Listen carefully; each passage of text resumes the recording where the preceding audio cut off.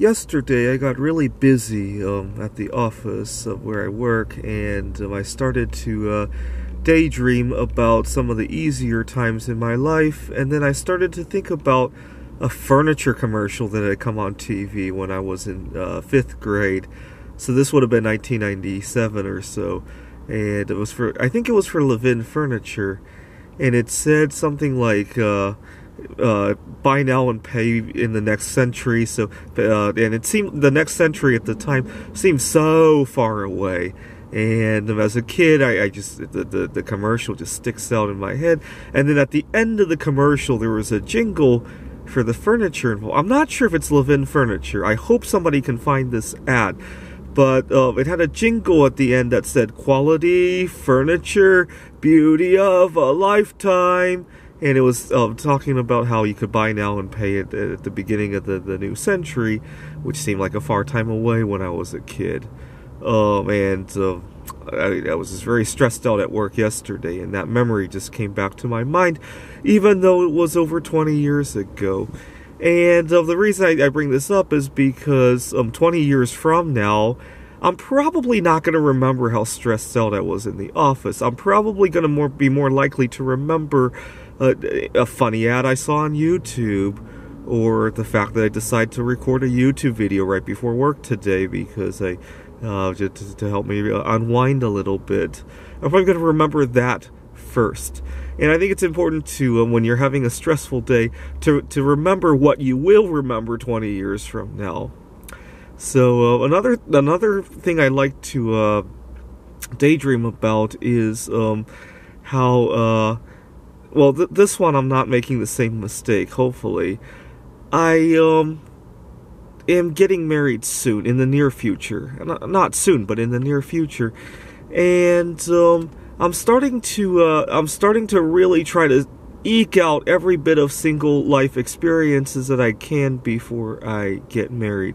So that's why I've been going to a lot of these conferences, and every conference I go to, I've been entering as many events as I can cram in. Sometimes I'm not sleeping enough to do this, and this is why I got into a little bit of a stressful situation at my job, because I was trying to jam in everything, and I made some odors in the workplace with cooking and all. It's kind of funny because 10 years ago I had a similar problem when I was working on my PhD, except that people were complaining about me eating raw fish in the office, so I ended up resorting to bringing a crock pot into the office to cook other things, and they were fine with that. Here, they don't want me to cook, but it's okay if I bring raw fish in here. So it's just weird how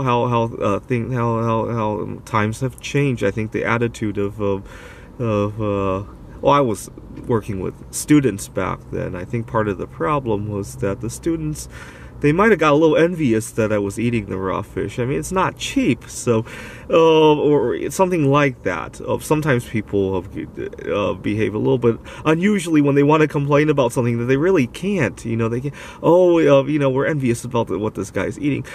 Sometimes I run into, when I started eating healthier 20 years ago, I would see somebody eating something that was a little bit forbidden for me. And I would, obviously I can't complain about that, but I would look for ulterior things that I could complain about.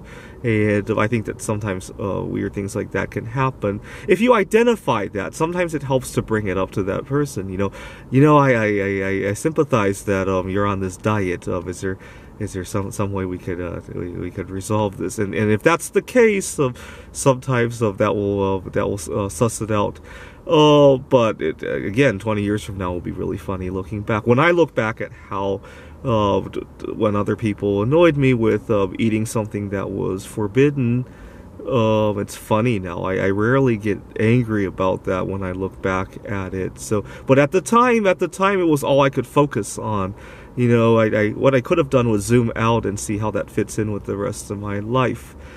A big regret of mine is that I didn't realize how enjoyable being single was until now that it's almost over. 9 years ago, I started being more happily single, And one of the first things that stuck out was that when I went on my first quote-unquote date as a single guy, it was like, oh my god, I can go places that are twice as more expensive now because I'm only paying for one, and that really stuck out. That I could really enjoy myself a whole lot more. One of the first things I did was to go to. I like collecting coins, but at the time, I really didn't realize I could go to a coin show without a girl to take with me. A lot of these people who go to coin shows are considerably older. These are generally middle-aged people. And usually it's only the man who's collecting coins, but he brought his wife to the coin show, sometimes children as well. And I didn't realize you could go to a coin show as a single guy. You know, I talk about in the workplace how being single sometimes has a little bit of a bias to it. In the coin collecting world, there is a bias. It's the other way around. People think you're single, you don't have as much money to collect coins. They give you a discount to hope that you stick around until you're middle-aged and you have more money to burn.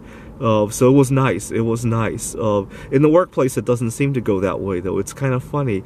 I guess coin collectors tend to stick around a lot better than one person at a job these days, it seems like, unfortunately.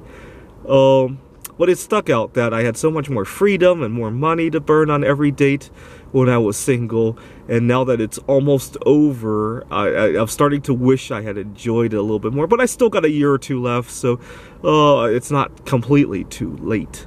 But when I do get married, I've learned my lesson that I really should enjoy every day of that marriage while it's there, because there's no guarantees in life. Thanks for watching.